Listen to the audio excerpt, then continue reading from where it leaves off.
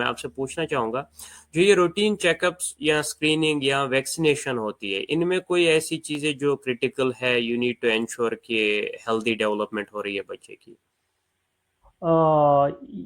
ये बहुत इंपॉर्टेंट है। इसमें एज ए न्यूनेटोलॉजिस्ट मैं दो पॉपुलेशंस की बात करूंगा। जी। हमारे पास दो पॉपुलेशंस होती है, एक होता है प्री टर्म जी। और एक होता है टर्म। प्री टर्म मतलब बच्चा वक्त से पहले पैदा हो गया, छोटे बच्चे होते हैं, आईसीयूज में रहते हैं, उसके बाद में डिस्चार्ज होते हैं, उसके बाद में घर में रहते हैं।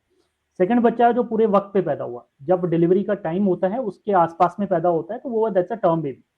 और इन दोनों का जो डिजीज पैटर्न है, इन दोनों का जो डेवलपमेंट है, इन दोनों का जो ग्रोथ है और इन दोनों का जो रिक्वायरमेंट ऑफ फॉलो अप है, दैट्स टोटली डिफरेंट।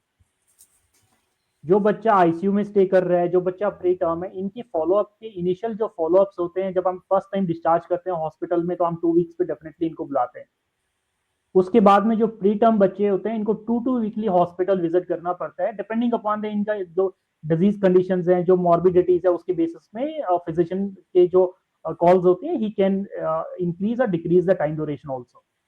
उसके बाद में जब ये वक्त टर्म, ये भी टर्म के बराबर पहुंच जाता है, और जो बच्चे टर्म पे पैदा होते हैं, पूरे वक्त पे पैदा होते हैं, तो उनका इनिशियल जो होता है, जो मस्ट होता है, जो उनका वैक्सीनेशन का शेड्यूल होता है। फर्स्ट वैक्सीनेशन जो होती है वो बर्थ पे होती है। उसके बाद में वो टर्म बेबीज में जो नेक्स्ट वैक्सीनेशन है 6 वीक्स पे होती है। ऐसे ही 10 वीक्स पे होती है, 14 वीक्स पे होती है। तो ये इनिशियल पीरियड में ये विजिट्स होना और ये वैक्सीनेशन होना इंपॉर्टेंट है। अगर इसमें नॉर्मल बच्चे में आप हॉस्पिटल विजिट नहीं कर पा रहे हो, लेकिन ये शेड्यूल वैक्सीनेशन का फॉलो करना बहुत ही जरूरी है। जैसे मैंने बताया, बर्थ पे लगना जरूरी है, उसके बाद में जो 6 वीक्स पे लगना जरूरी है, 10 वीक्स पे लगना जरूरी है, और 14 वीक्स पे लगना जरूरी है, दैट मीन 3.5 महीने के आसपास। तो ये विजिट्स पे वैक्सीनेशन लगाना बहुत जरूरी है। उसके बाद में जो पीरियड रहता है उसमें, उसके बाद में बच्चे का जो डेवलपमेंट हम असेस करते हैं, वो नॉर्मली बुलाते हैं, वो यूजुअली हम 3 3 महीने पे बुलाते हैं। 3 महीने पे बुलाते हैं, 6 महीने पे बुलाते हैं, 9 महीने पे बुलाते हैं, 12 महीने पे बुलाते हैं, 18 महीने पे बुलाते हैं, और उस 18 महीने के बाद हर 6 महीने उनका फॉलो अप करते रहते हैं। तो depending upon the disease condition, depending upon the condition of the baby, we can change it. Flexibility is there, but वो जो फ्लेक्सिबिलिटी का कॉल है वो फिजिशियन देख के बच्चे को दे सकता है।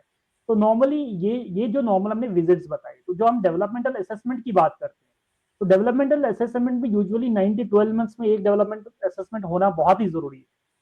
उसके बाद में 18 मंथ्स पे एक और डेवलपमेंट, फॉर्मल डेवलपमेंटल असेसमेंट होना बहुत ही जरूरी है। ऐसे ही अगर नॉर्मली बात करें, I would suggest to go for the autism screening also, जो यूजुअली हम 16 to 30 मंथ्स में ऑटिज्म स्क्रीनिंग करते हैं। There are scales for autism screening.